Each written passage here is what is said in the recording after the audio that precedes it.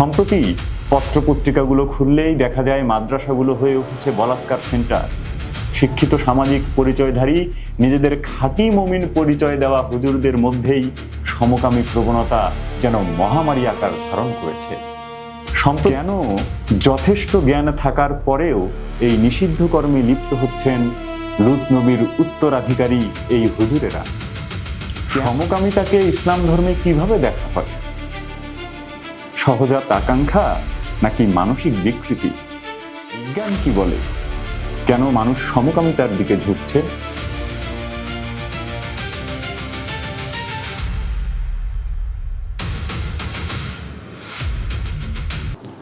লূতের কথা স্মরণ করো, যখন তিনি তার কওমকে বলেছিলেন, তোমরা জেনে শুনে কেন অশ্লীল কাজ করছো, অথচ তোমরা এর পরিণতি সম্পর্কে অবগত।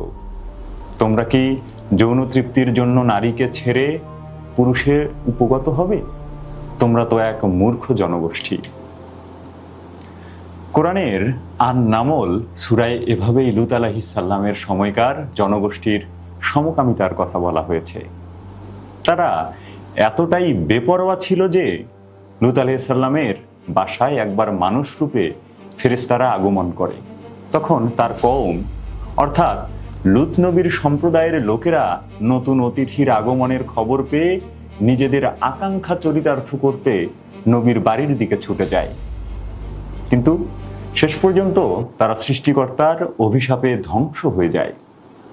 তাদের এই সমকামিতার পেছনে কারণ হিসেবে বলা হয়, বর্তমান জর্ডান এবং ইসরায়েলের সীমান্ত সংলগ্ন মৃত সাগর যেখানে অবস্থিত, সেই অঞ্চলের আশেপাশে বাস করত সাদুম ও আমুরা জাতিগোষ্ঠী। এরা ছিল বর্বর, দস্যুতা বৃত্তি ছিল তাদের পেশা। কিন্তু প্রকৃতির রাজ্যে তখনও জমিজমার ব্যক্তিগত মালিকানার ধারণা প্রতিষ্ঠিত হয়নি। মৃত সাগরের আশেপাশে ছিল প্রাচুর্যময় ফলমূলের বাগান, পথের ধারে ধারে সুদৃশ্য বৃক্ষরাজি। দুর্ভিক্ষের সময় এসব বাগানের ফল এবং শস্য রক্ষা করার জন্য এই জাতির লোকেরা অভিনব এক পন্থা অবলম্বন করে। তারা সংঘবদ্ধ হয়ে এদিকে যাতায়াত করা পুরুষদের ধরে জোরপূর্বক যৌনকর্মে লিপ্ত হতো, যাতে পরবর্তীতে অন্যান্য এলাকাবাসী আতঙ্কিত হয়ে এসব অঞ্চল পরিহার করে। এই ধারাবাহিকতায় তারা সমকামিতায় অভ্যস্ত হয়ে ওঠে। কিন্তু এ ঘটনার বর্ণনা অনুযায়ী এটি তাদের প্রকৃত আকাঙ্ক্ষা নয়, বরং নিরাপত্তা কৌশল। কিন্তু এতকাল পরেও যখন ইসলামের ঝান্ডাধারী লেবাসধারী ব্যক্তিরাও সেই একই সমকামিতায় লিপ্ত হচ্ছে, তখন এ প্রসঙ্গটি আমাদের আঞ্চলিক দৃষ্টিকোণ থেকে নতুন করে বিবেচনার বিষয় হয়ে উঠেছে। কেননা সম্প্রতি পত্রপত্রিকাগুলো খুললেই দেখা যায় মাদ্রাসাগুলো হয়ে উঠেছে বলাৎকার সেন্টার। শিক্ষিত সামাজিক পরিচয়ধারী নিজেদের খাঁটি মুমিন পরিচয় দেওয়া হুজুরদের মধ্যেই সমকামী প্রবণতা যেন মহামারী আকার ধারণ করেছে। দর্শক, আজকে আলোচনা শুরুর আগেই বলে রাখি, কারো ধর্মীয় অনুভূতিতে আঘাত দেয়া আমাদের উদ্দেশ্য নয়। যে কোনো গঠনমূলক সমালোচনা কিংবা জিজ্ঞাসার জবাব দিতে আমরা প্রস্তুত। প্রথমেই জেনে রাখি, সমকামিতা হচ্ছে সমলিঙ্গের প্রতি যৌনতা বোধ করা, অর্থাৎ পুরুষ হয়ে পুরুষের প্রতি এবং মেয়ে হয়ে মেয়ের প্রতি আকর্ষণ বোধ করাই সাধারণভাবে সমকামিতা হিসেবে পরিচিত। আর বলাৎকার হচ্ছে জোরপূর্বক সমলিঙ্গের কারো সাথে সমকামিতায় লিপ্ত হওয়া, যেটা শিশু ছেলেদের সাথে অহরহ ঘটছে দেশের কওমিসহ বিভিন্ন মাদ্রাসায়।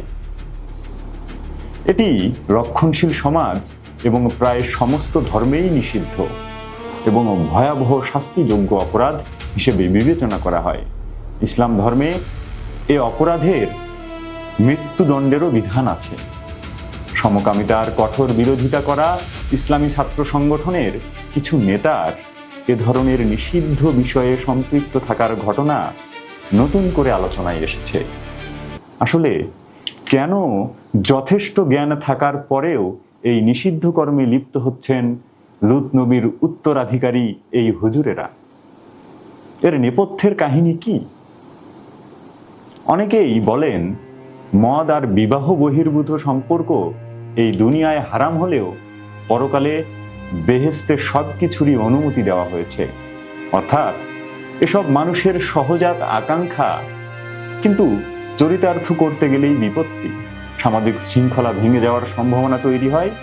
তাই সংযম করতে বলা হয়েছে এবং বেহেশতে এই সংযমের পুরস্কার হিসেবে দেওয়া হবে হুর আর সরাবন তহুরা। কিন্তু সমকামিতাকে ইসলাম ধর্মে কিভাবে দেখা হয়? সহজাত আকাঙ্ক্ষা নাকি মানসিক বিকৃতি? অধিকাংশ ধর্মপ্রাণ ব্যক্তির কাছে জিজ্ঞাসা করলেই তিনি বলবেন এটি মানসিক বিকৃতি, কোনো সহজাত বৈশিষ্ট্য নয়। কিন্তু একটি শব্দকে কেন্দ্র করে ধর্মপ্রাণ আর ধর্মবিরোধীদের বিতর্ক চলছে বহুদিন থেকেই। সেটি হচ্ছে গেলমান। কিছুটা উচ্চারণগত ভিন্নতা থাকলেও বাংলায় বহুল ব্যবহৃত উচ্চারণে গেলমানই বলা যায়। অতি সৌন্দর্যমণ্ডিত বালক যারা সেবাদাস, অর্থাৎ মনিবের যে কোনো সেবার জন্য সার্বক্ষণিক নিযুক্ত থাকে এরা, বলা যায় প্রমোদ বালক। দর্শক, হুমায়ুন আহমেদের ঘেটুপুত্র কমলা সিনেমার কথা নিশ্চয়ই মনে আছে। সেই ঘেটুপুত্র অনেকটা গেলমানের প্রতিনিধিত্ব করে। পবিত্র কোরআনের সূরা ওয়াকিয়ার 17 থেকে 18 নম্বর আয়াতে বেহেশতবাসীদের উদ্দেশ্যে বলা হয়েছে, তাদের কাছে ঘোরাফেরা করবে চিরকিশোরেরা, পানপাত্র পূজা ও খাঁটি সুরাপূর্ণ পেয়ালা হাতে নিয়ে।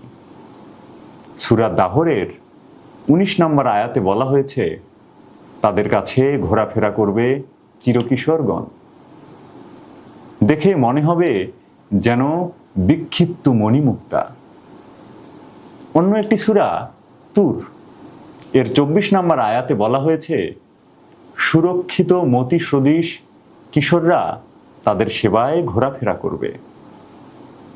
যদিও এসব আয়াতের কোথাও যৌনতা সংশ্লিষ্ট কিছু নেই, তবুও একটি প্রশ্ন জাগে, মণিমুক্তার মতো সৌন্দর্য বিশিষ্ট আয়তলোচন চিরকিশোরদের দিয়ে বেহেশতবাসীদের সেবা দেওয়ার প্রতিশ্রুতি দেওয়া হলো কেন?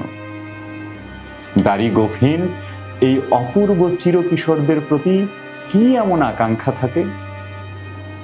এমনকি বিখ্যাত হাদিস গ্রন্থ রিয়াদুস সালেহিনে বলা হয়েছে, সুন্দর কিশোর বালকদের দিকে অতি প্রয়োজন ছাড়া মুসলমানদের তাকানো নিষেধ।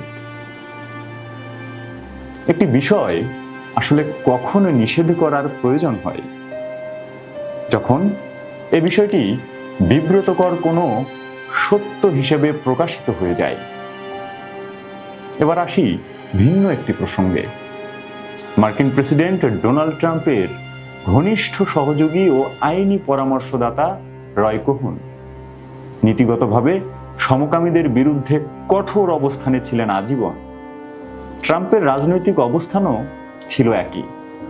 কিন্তু আশ্চর্যজনক ঘটনা হচ্ছে, রয় কোহেনের মৃত্যুর পর তার বিরুদ্ধে সমকামিতার অকাট্য সব তথ্য সামনে আসে। এমনকি ভারতবর্ষের সম্রাট হুমায়ুন, যার হেরেমে ছিল 7 শতাধিক রক্ষিতা, তার জন্যেও বৃহত্তর বাংলা থেকে হিজড়া পাঠানো হতো এবং তিনি এসব তৃতীয় লিঙ্গের ব্যক্তিদের সঙ্গে রতিক্রিয়ায় লিপ্ত হতেন বলেও কিংবদন্তি প্রচলিত আছে। অনেক বিখ্যাত ব্যক্তির নামের সাথেই এ ব্যাপারটি জড়িয়ে আছে। কিন্তু সম্প্রতি ডাকসুর একাধিক ছাত্র নেতাদের হোমোসেক্সুয়ালিটি বা সমকামিতার সাথে সংশ্লিষ্ট থাকার অভিযোগ সামনে আসার পর বিস্মিত হতে হয়। এ তো গেল ধর্মীয় উপাখ্যান। আসলে বিজ্ঞান কি বলে? কেন মানুষ সমকামিতার দিকে ঝুঁকছে? বিশ্বের শীর্ষস্থানীয় চিকিৎসা ও মনস্তাত্ত্বিক সংস্থাগুলোর গবেষণা অনুযায়ী সমকামিতা কোনো মানসিক রোগ, ব্যাধি বা বিকৃতি নয়। এটি মানুষের যৌন অভিমুখিতার একটি জৈবিক বৈচিত্র্য। কোনো মানুষ কেন সমকামী বা বিষমকামী হয়ে জন্ম নেয়, এর চূড়ান্ত ও একক কোনো কারণ চিকিৎসা বিজ্ঞান এখনো চিহ্নিত করতে পারেনি।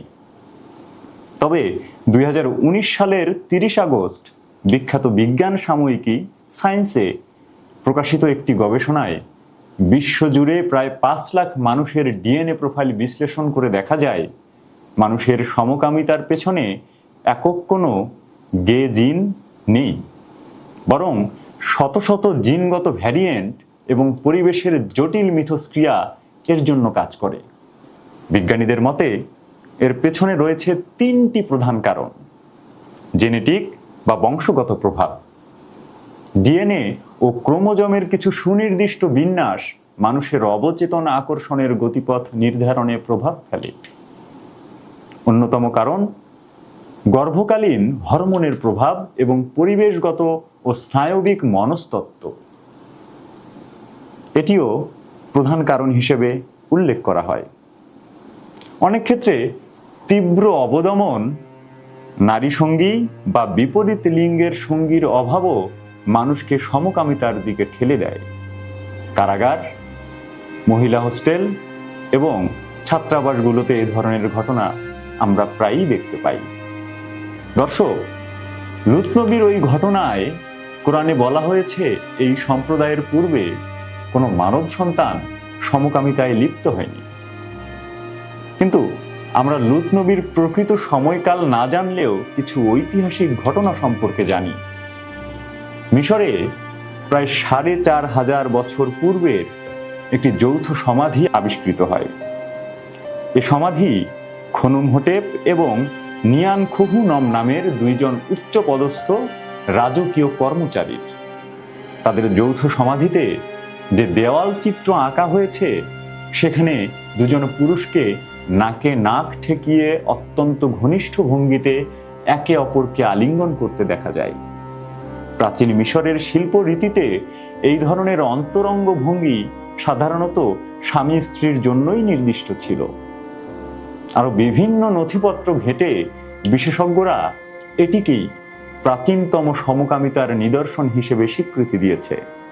দর্শক, এছাড়াও বিভিন্ন ঐতিহাসিক নিদর্শনই রয়েছে যেসব নির্দেশ করে যে সমকামিতা মানব সভ্যতার সাম্প্রতিক কোনো ঘটনা নয়। হাজার হাজার বছর ধরেই মানুষের মধ্যে যৌন অভিমুখিতার বৈচিত্র্য হিসেবে ছিল, আজও একইভাবে রয়ে গেছে। দর্শক, একটি কবিতা দিয়ে আজকের আলোচনা শেষ করব। কবিতার নাম রূপাই। এই গাঁয়ের এক চাষার ছেলে, লম্বা মাথার চুল, কালো মুখেই কালো ভ্রমর, কিসের রঙিন ফুল। কাঁচা ধানের পাতার মতো কচি মুখের মায়া, তার সাথে কে মাখিয়ে দেছে নবীন তৃণের ছায়া। জালি লাউয়ের ডগার মতো বাহু দুখান সরু, গা খানি তার শাওন মাসের যেমন তমাল তরু। বাদল ধোয়া মেঘে কেগো মাখিয়ে দেছে তেল, বিজলি মেয়ে পিছলে পরে ছড়িয়ে আলোর খেল। দর্শক, গ্রামের কর্মঠ এক জোয়ান ছেলের দৈহিক সৌন্দর্যকে প্রাধান্য করে লেখা এই কবিতাটি পল্লীকবি জসিমউদ্দিনের। মজার ব্যাপার হচ্ছে, তার সমসাময়িক অনেকেই দাবি করেছেন জসিমউদ্দিনের মধ্যেও ছিল সমকামী প্রবণতা। দ্য ভয়েস 24-এ এতক্ষণ আমি সজীব ছিলাম আপনাদের সঙ্গে। ধন্যবাদ। দেখা হবে পরবর্তী আয়োজনে।